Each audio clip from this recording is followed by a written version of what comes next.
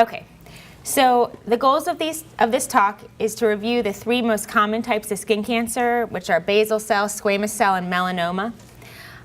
We're going to talk about how it's diagnosed, the different treatment options for the different kinds of skin cancer, and also how to prevent it. So basal cell carcinoma is the most common kind of skin cancer. We think that there are 1 to 2 million cases in the United States each year. We don't know the exact number because this type of skin cancer is not tracked by the American Cancer Society or by the Centers for Disease Control. They represent about 80% of all skin cancers diagnosed. These are part of the group of non-melanoma skin cancer, so they're not melanoma. And this type of skin cancer is rarely fatal. It's really only fatal in certain people who have a genetic problem where they develop basal cells very young and they have other problems that go along with the basal cells. So basal cells tend to pop up in sun-exposed areas, so face, neck, trunk, your arms and legs. They're described as pearly or waxy. They can be pink. They tend to bleed easily. Sometimes they're ulcerated, so there'll be a wound that won't heal. And they're also described as having a rolled border, which you can kind of see in that picture there. So these are all pictures of basal cells. There are different kinds of basal cells. The one in the top left is a superficial basal cell. It's kind of pink and scaly. Then on the right, you see kind of just a pink bump. On the ear there's an ulcer that's not healing. So now we're going to talk about squamous cell. It's the second most common kind of skin cancer. There are about 200 to 400,000 cases diagnosed in the United States each year. This represents about 16% of all skin cancers diagnosed, and this also is rarely fatal. The places where squamous cell can get you in trouble are lips and ears have a higher rate of metastasis and mortality. So these skin cancers also pop up in sun-exposed areas. They can also be found in scars and long-standing wounds. They're more warty looking, rough, scaly, and they also are pink. So these are other examples of squamous cell carcinomas. They're these pink nodules. And so melanoma. This is the 3rd most common type of skin cancer, and it's the kind that we get most concerned about as dermatologists. The estimate for 2013 is that there will be 76,000 melanomas diagnosed. And when I was updating this talk, that's up about 5,000 from what it was last year. There are expected to be almost 9,500 deaths from melanoma this year. That's also up about 500 from last year. And the lifetime risk of getting a melanoma varies based on your skin color. So about 1 in 50 white patients can expect to get a melanoma. 1 in 1,000 black patients, and in the middle, 1 in 200 Hispanic patients. So people with dark skin, it's not 0. And I have a lot of patients who have darker skin who don't think that they're at risk, but there still is a risk, just not as high as if you have lighter skin. There we go. So when we talk about melanoma in terms of detecting, we talk about the ABCDEs: asymmetry, irregular borders, multiple colors, diameter bigger than the head of an eraser, and evolution or change. So in someone who does not have a history of melanoma, really, usually it's about 2 of these things when we start thinking we should biopsy it, if it has 2 of these criteria. If it just has 1, sometimes, I mean, we look at the rest of the body, but 1 criteria, it's okay, but multiple, then we need to think about biopsying. Someone who has a history of melanoma, the bar is much lower. So really just anything that doesn't look normal for that person is going to come off. So melanomas can pop up anywhere. It's more commonly in sun-exposed areas, but there are people who develop melanomas in places where the sun has never shined. And, so in men, the most common locations are the back and the head. In women, it's the legs, although this may be changing because, there was a time when women always wore skirts and they didn't wear pants as much, and now women wear pants more commonly. So that may change. And people who have darker skin, it's the hands and nails, and hands and feet, specifically the nails. So who gets skin cancer? So first we're going to talk about risk factors for non-melanoma skin cancer. So that would be the basal and the squamous cell carcinoma. So the sun, and that can be, or UV radiation, that can be from the sun or tanning bed use. People who have lighter skin and lighter eyes are at increased risk. The older we get, the higher our risk is. Men are more likely to develop skin cancers than women. Once you've had one skin cancer, you're at risk of having another.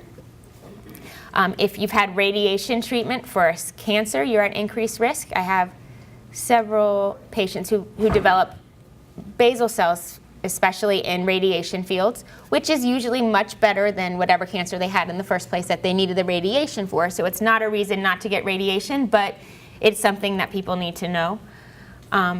Chemical exposures like arsenic specifically can lead to a lot of squamous cells, and arsenic used to be used for pressure treating wood, and also in some asthma treatments many years ago had arsenic in it. And so I have a few patients who have had 30 plus squamous cell carcinomas, probably related to their asthma treatment when they were younger.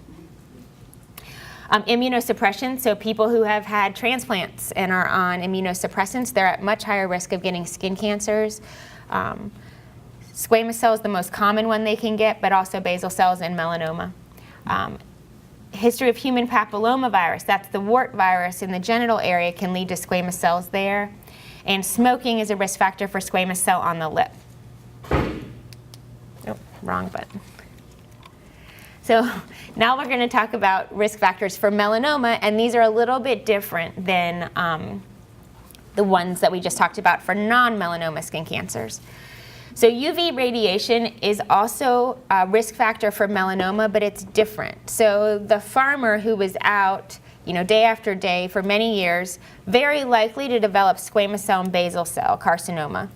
The person with melanoma that we worry more about is the person who can remember having a sunburn when they were younger. It's that intermittent, intense exposure that seems to be more of a risk factor for melanoma than the person who's chronically being exposed. The more moles you have, the more likely you are to get a melanoma. If you've had a dysplastic mole, which is an atypical mole under the microscope, you're at increased risk of getting a melanoma, not in that atypical mole. It's just a marker. People who have these types of atypical moles are at increased risk. Fair skin, also a risk factor, specifically red hair increases your risk quite a bit for melanoma. The older you get, men more than women, first degree relative who's had a melanoma. Once you've had one melanoma, you're more likely to have others. And just like we talked about before, people who are on immunosuppression for either transplant patients or some autoimmune diseases can have increased risk of developing melanomas. So if you have something you're concerned about, you should get it looked at. And you can make an appointment with your primary care doctor or with a dermatologist for evaluating it. And once somebody who's trained looks at it, they may make a recommendation for it to be biopsied. And depending on how big it is, it may be a partial versus a full removal of the lesion for that biopsy. It can be removed by just shaving it off, or sometimes we have to remove it with something called a punch, where a stitch would be put in. And that involves either procedure involves cleaning the area, numbing it up with lidocaine, and that's a little injection. And then the specimen is sent off to the lab to be evaluated under a microscope. Now, if you get a call then, or you get called back in the office that you have a skin cancer, depending on what kind it is, different treatments will be recommended. So for non-melanoma skin cancers, we have a much wider kind of range of treatments to choose from. They include excision, something called electrodesiccation and curettage, and I'm going to teach you about these things next. Mohs surgery, radiation, cryotherapy, immunotherapy, chemotherapy, and lasers. Okay, so this would be a surgical excision where the biopsy site in any skin cancer that we can see is cut out with a margin of normal appearing skin around it, and then stitches are used typically to close that wound, and the scars tend to be kind of a line scar or sometimes a zigzag line scar, and it always ends up being longer than what you thought it was going to be. Electrodesiccation and curettage is another way to treat certain types of skin cancers, certain thin basal cells and squamous cells, where instead of cutting the skin cancer out, the skin cancer is actually scraped out and then the base is burned, and we do that a few times. There's no specimen sent to pathology. This is completely done on feel because the skin cancer scoops out more easily than normal skin. And then you're typically left with a round white scar about the same size as the skin cancer was. There's something called Mohs surgery. Dr. Mohs was the first person who did that, so that's where the name came from. This is a specially trained dermatologist who can cut out the skin cancer with very minimal margins, because what they can do is in their office they can process the tissue and make sure the margins are clear before it's actually closed up. And whereas normally that doesn't happen. Normally the wound is closed, the specimen gets sent off, we get a report in a few days. We do not have a Mohs surgeon here in Burlington. There are Mohs surgeons in Chapel Hill, Durham, and Greensboro. And so that's where we send our patients who need this. So some people say, well, why don't you just do that for every skin cancer? Because if you can tell the margins before you close it, it seems like the great way to go. But there are some reasons why it's not used all the time. The reason why we do it would be certain locations where we know there's a higher risk of recurrence, like ears, around the nose. For skin cancers that have come back by being treated one of the other ways, then we would definitely send to Mohs. Certain types of skin cancers, basal cells, depending on what they see under the microscope, can be more aggressive, and therefore we'd want to treat them more aggressively with something like Mohs. Or if it's hard to tell where a skin cancer is starting and ending by the eye, then we'd want to be able to utilize a microscope to help us, and so that would mean sending somebody to a Mohs surgeon. So the reason why we don't do this all the time is it's much more expensive than treating them other ways, and it takes a long time. So when you're sitting in the office and they cut it out, then you have to wait an hour or two for them to evaluate the margin, and then if it's positive, they take you back right then and they do it again until you get clear margins. So sometimes it's first time and you're done, and so you're done within a couple hours, and I've had a couple patients who have been there, from 8 in the morning till, after 7 or 8 at night. So other less common treatments for non-melanoma skin cancer would be radiation. So if they're very large tumors that could not be cut out or scraped out, then these are radiosensitive tumors that can respond well. Cryosurgery, which is freezing, used to be done a lot more. We don't really do it much now, but sometimes. Immunotherapy, these are creams, imiquimod, Aldera, Zyclara. These are creams you put on that draw your body's immune system to the area, and once your immune system is drawn there, it will attack the skin cancer that's there. This can be used for certain very thin skin cancers, and there's less scarring than the other treatments, but we have less long-term data in terms of follow-up. But sometimes it's a good thing to use for certain locations. So there is a new medicine that came out a year ago for very aggressive basal cells called Vismodegib or Araveg, and this is FDA approved for metastatic basal cell. Again, very rare. This is in people who have genetic problem, usually why they get a metastatic basal cell, or one that is very locally advanced and cannot be, treated with surgery, and maybe they're not a candidate for radiation because they've already had that area irradiated. So it's a pill, And in the studies, there were no complete responses for metastatic basal cell patients, and 25% with the, or 20% of those with the locally advanced did seem to have a complete response. So it's not great, but it's something. People always ask me about lasers, and right now there is a combination of a light and a chemical that you can put on your skin to treat certain very thin skin cancers.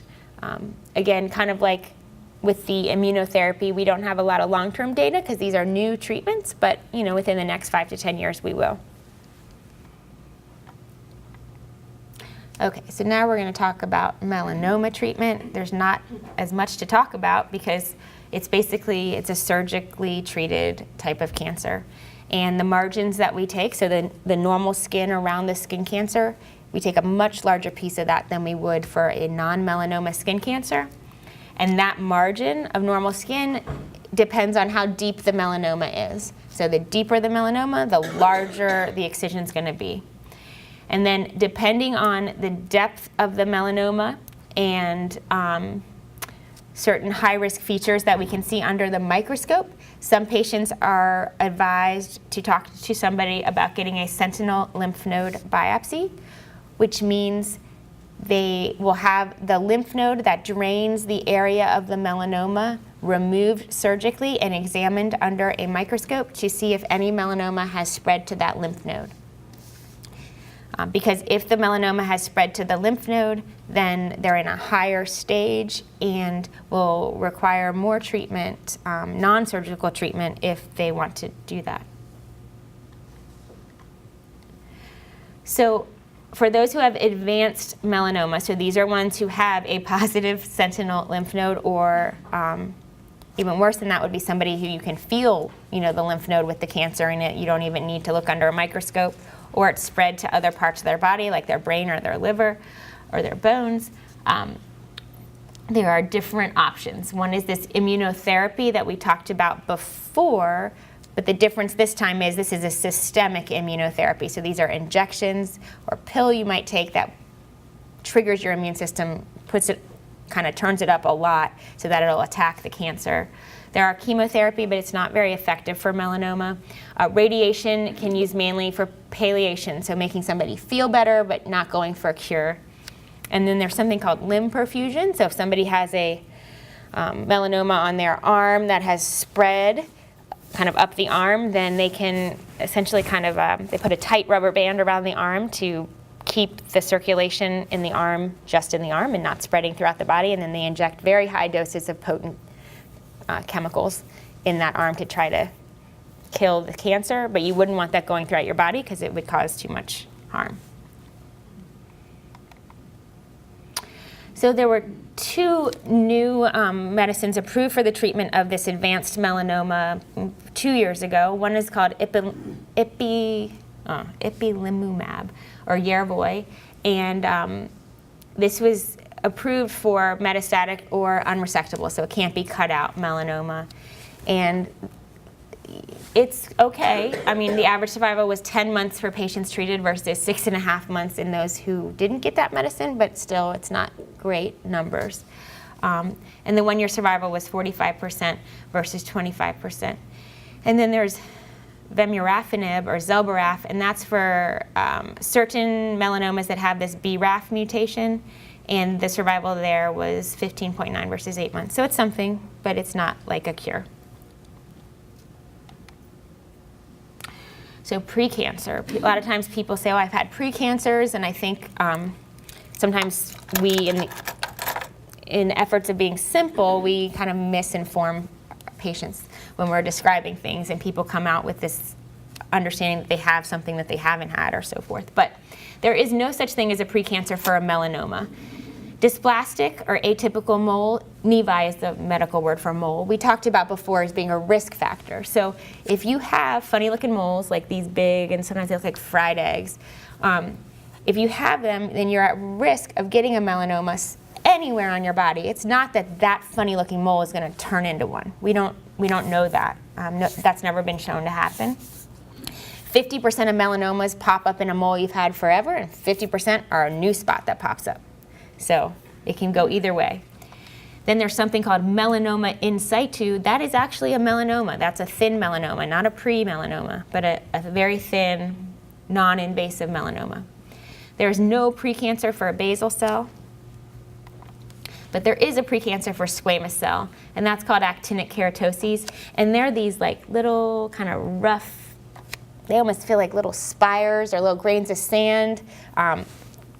You probably know people, I mean, they get them on their forehead, the back of their hands, arms. They're kind of pink. Sometimes people pick them off. And those have about a 5% chance of turning into squamous cell carcinoma. And so when you come to your dermatologist or your doctor, if you have those, sometimes they'll freeze them, or we can give you creams that you put on that make you look like a Christmas tree. All those spots get real red and yucky, and then they clear up. And then the photodynamic therapy is the chemical with the light that we talked about before. Okay, so now we're going to move on to prevention, because that's much better than all the other stuff we just talked about. Okay, so when we talk about prevention, we need to think back to our risk factors for getting skin cancers and finding which ones are modifiable, because we can't change whether we're a man or a woman, and we can't change, whether or not we're getting older, and you can't change if someone in your family's had a skin cancer or the color of your eyes, your hair. But there are some things we can change, like UV radiation exposure, chemical exposures, wart virus, and whether or not you smoke. So in terms of modifying your UV radiation exposure, we get a lot of sun here in North Carolina, and we have high rates of skin cancer. So the best ways to do it are to avoid the peak hours. So, avoiding being outside between 10 and 3 or 4 if you can in the summertime. Sun protective clothing is the next best thing. So that is, hats that have a wide brim. They also make clothing now that has something called UPF, or ultraviolet protection factor, and you can get that at Target or sporting goods stores or online. It's really good. You want to look for UPF 50 if you can find it. And these materials are made sun protective by, usually it's the weave of the fabric. It's tight enough that the sun can't get through. You can wash them, dry them, they last. They just, they're not chemically treated necessarily. And then sunscreen is kind of at the bottom of the list. It works, but most of the time we don't put enough on. So, and plus then there's the labeling. So sunscreen labeling, last June, the FDA was supposed to start using new sunscreen labeling, but the companies all said they needed more time. So it still hasn't happened, and I don't know when it's going to happen. But it will be better when it does happen, because when you go to the store, you won't have to look at as many words and things on the packaging. Once we have the new guidelines, you'll just have to look for broad spectrum, the SPF number, and then whether or not you want water resistant or not. There's going to be no more waterproof written on the bottles, because none of them are waterproof. There's going to be no more sweat proof written on the bottles, because none of them are actually sweat proof. And sunblock is going to be banned from labeling as well, because none of them block the sun. They can reflect the sun and they can transfer the sunlight into heat, but they do not actually block the sun. So this is what's supposed to happen. You'd have this broad spectrum, then the SPF number, and then whether or not it's water resistant. So in the future, once these new guidelines go into effect, you're just going to look for broad spectrum, and I tell my patients the number should be 30 or higher. But now we don't have that, so you need to look for some other things. You want the number to be 30 or higher, and you need to look at the ingredients on the back in the active ingredients section, because this is what's going to determine whether it's broad spectrum. Broad spectrum means that it blocks UVA and UVB. SPF only tells us the UVB protection factor. It doesn't tell us anything about UVA, because UVA does not cause sunburn and UVB does. And so SPF is a measure they use for burning, not for skin cancer development. So you need to look at the back, and you have to look for these long words. If you're using chemical sunscreens, it's going to be avobenzone, and octocrylene with or without a capsule, or a zinc oxide, and you need to know the percentages, because depending on the percentage, it's will give you that broad spectrum protection that you want. So most people do not use enough sunscreen. So when they come up with that number, you know, the SPF 30 or 45, they put on a certain amount of sunscreen on the people who are testing it. And that's about 30 milliliters for a full body application. That's a shot glass entirely full. That would mean going through an average sized bottle of sunscreen, full body application, in about 8 applications. Nobody does that. You don't. I mean, most people have their bottle of sunscreen for their whole family the whole summer, more or less. And that's my issue I have with the sprays. The sprays are really easy to use, but nobody ever puts enough on to actually get the number of protection that you think you're getting. So what I tell my patients is apply multiple layers. So maybe that means before you go out, put on the cream, you know, before you even have your suit on or whatever clothes you're going to wear that day. Put the cream everywhere, and then you can use the spray as touch-up, you know, every 2 or 3 hours, kind of spray down. But you really need, you need to put it on in layers, because we just don't put enough on. So you want to avoid indoor tanning. There's a lot of press about this now. In North Carolina, they're trying to, you know, ban teenagers from being able to use tanning beds. The FDA just, within the past couple days, has published something that says that tanning beds should now be should be regulated. Up to now, they haven't been. The FDA doesn't really do much with them. So we'll see what happens. But they have been shown to cause melanoma. People who've been in tanning beds have higher rates of getting melanoma and non-melanoma skin cancer. There's the HPV vaccine that I think is approved for girls and now boys, I think, starting at age 8. And that is to prevent genital warts and cervical cancer. And they haven't studied it for genital squamous cell carcinomas, but we know that that wart virus eventually leads to the squamous cell, so I think it's reasonable to assume that it will also decrease the likelihood of developing like a penile squamous cell if you've been vaccinated. And then smoking, along the long list of things that smoking is not good for, it also can increase your risk of lip squamous cell, which is a bad disease.